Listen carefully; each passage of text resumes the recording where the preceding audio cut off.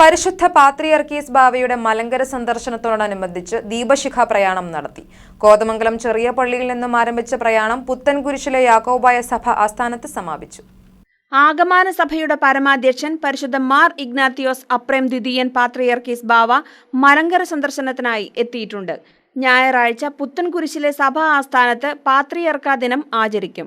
ശ്രേഷ്ഠ കത്തോലിക്ക ബസേലിയോസ് തോമസ് പ്രഥമൻ ബാവയുടെ മേൽപ്പെട്ട സ്ഥാനാരോഹണത്തിന്റെ ജൂബിലി ആഘോഷവും നടക്കും.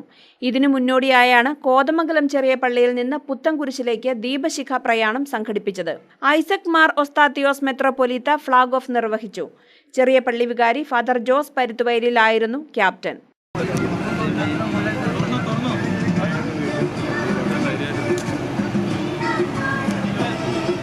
Father Jose Thachethukudy, father Elias Poomattathil, father Bijo Kavattu, father Basil Ittiyanickal, father Eldos Nanmanalil, MS Eldos, Babu Peechakkara, Baby Thomas, Lias Keeramplayil തുടങ്ങിയവർ നേതൃത്വം നൽകി.